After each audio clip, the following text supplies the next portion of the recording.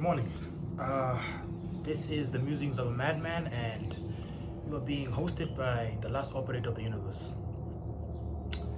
Today, I want to talk about fighting. I want to talk about discipline, and I want to talk about my greatest love, which is in this case karate. Thomas Sankara once said that any soldier without any philosophical, political, or ideological training is a potential criminal. Now, what he meant by this is that you cannot give someone skills that make them far above the ordinary citizen, skills that would make them at an advantage, excuse me, skills that would make them at an advantage over an ordinary citizen in this case, and not teach them how to use it. You can't give someone power and not teach them how to channel it and where to use it for and who to use it for, And I think he suffered that same fate because, yeah, he died in a coup. He died because people didn't believe, or there were people around him who didn't believe in what he was trying to create, what he was trying to teach people. In that vein, I like to liken this philosophical training as something that you need in a lot of things when you're gaining skills. I'm sure doctors should get trained, lawyers should somehow, hopefully, get some sort of philosophical training that grounds them in reality and just purpose of what they're doing. And yeah, soldiers, police officers, teachers, you have been given skills. These skills need to be used a specific way. You cannot just create your own life around them. There's already purpose behind them. You need to use them for what they were created for. So in this vein, I want to talk about karate. And karate, I feel like I say that weird. So karate is my first love. Karate is a beautiful sport and a traditional martial art. And in this, I want to talk about it in the sense of what do you learn when you become a karateka? What do you achieve? What do you gain? Now, the most dangerous thing that I've noticed, or rather, most dangerous thing that I've encountered was people who think that you can just learn karate, or rather learn a few moves in karate, go for 1 or 2 lessons, and go out and use that in the streets. Honestly speaking, it's not that effective. It's not that effective.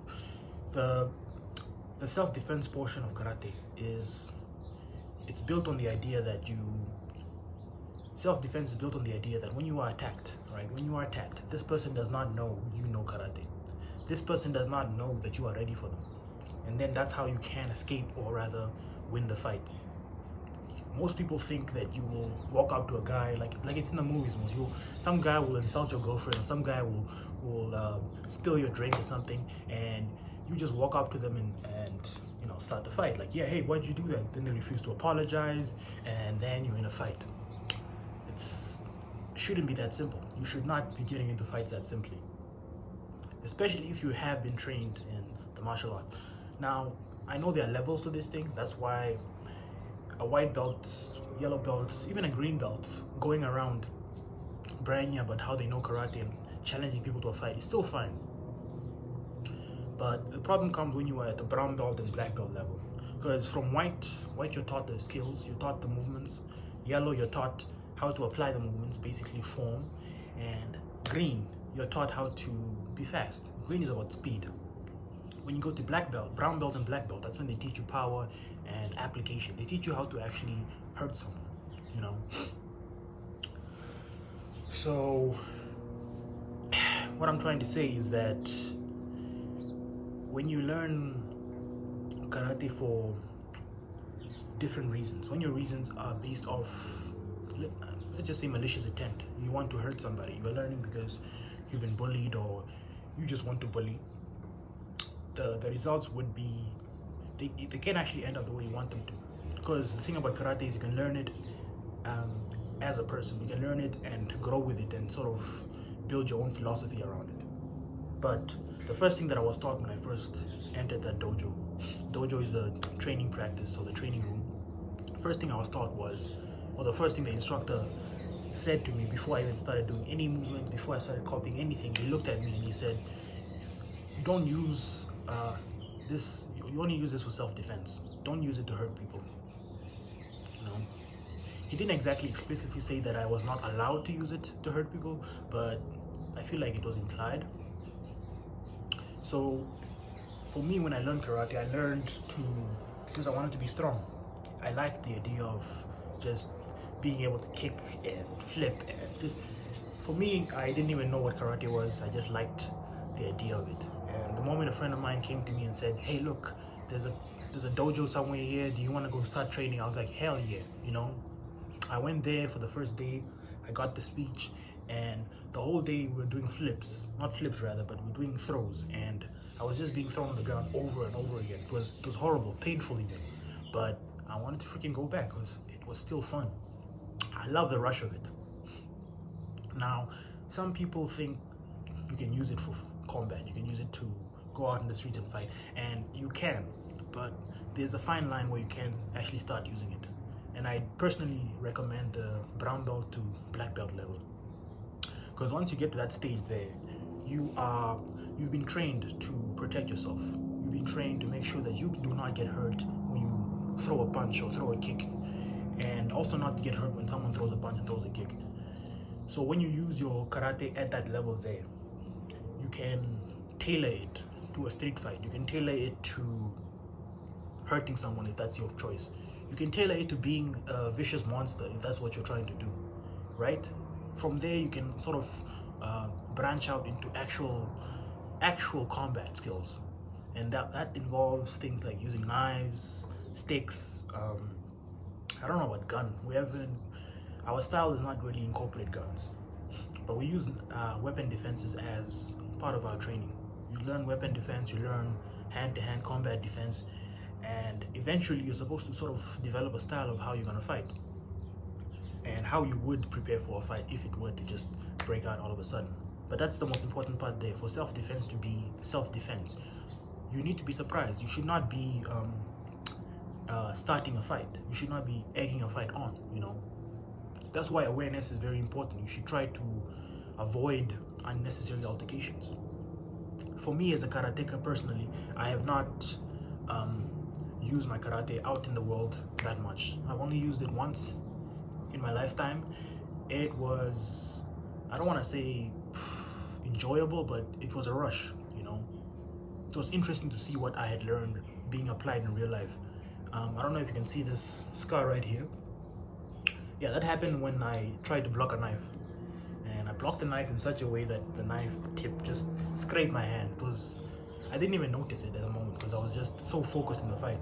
And for me, I feel like if I wanted to kill someone, I probably could, yeah. But then I've never been pushed to that stage where I go full force. I want to like hurt somebody badly. This guy who was fighting with a knife, he got away, you know.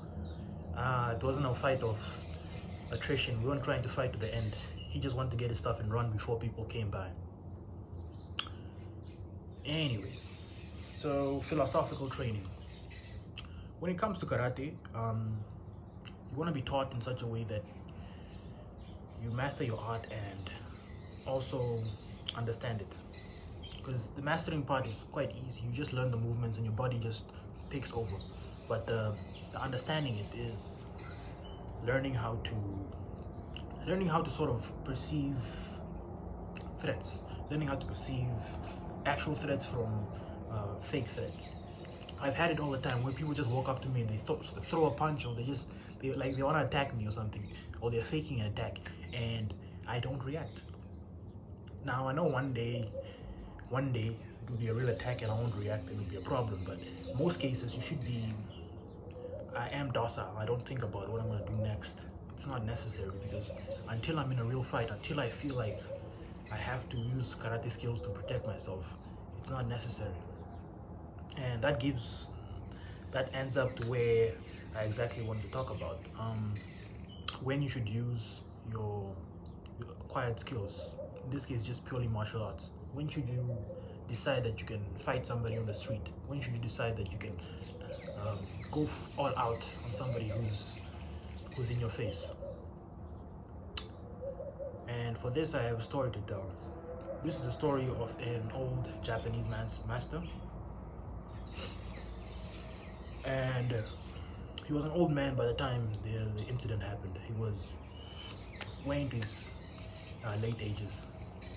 He's an elderly man, essentially, let's say that. But the man was still considered strong, the man was still considered a master practitioner, and the man was still training regularly. So you could not say that he was weak. So what happened was, while he was in his hometown, I think it was Okinawa, when he was walking home, he was attacked by a bunch of boys. These were like neighborhood boys, a gang you could say, and they were basically trying to find out, does karate work? Like, show us your stuff, show us proof that this stuff that you're teaching people actually makes sense and that it can actually be used in a real fight. And according to the story, the man got, the karate master got absolutely massacred. He got punched in the face, he got kicked, he was just a mess, okay? Apparently he was a bleeding mess, his nose was messed up, his lip was busted, and I don't know if he had any other injuries, but they just kicked his ass essentially. And he did absolutely nothing. He didn't block, he didn't dodge, he didn't try to run. And later on, I think 2 or 3 days later, when his students were asking him, why didn't you fight back? If you had blocked their kicks, you could have broken their legs. If you had punched them back, you could have broken their, just why didn't you use why are you teaching us all this if you don't even use it yourself? Was the question. And the old man said, I did not use any karate skills. I did not fight back. I did not try to run because I didn't feel like my life was in danger. And I think that's the most important thing there. That's what I take away from that story. The idea that you only fight, you only go all out when you feel like you absolutely have to, when you feel like you're willing to die for whatever this thing is, this situation is, you're willing to die for it. Your passion for the situation, your passion for the incident, your passion for the altercation should be based off that idea. The idea that you're not worried about what happens if you die, you're not worried about what happens if you kill someone. So be cautious with how you use your fists and your hands. Be careful. And yeah, stay safe.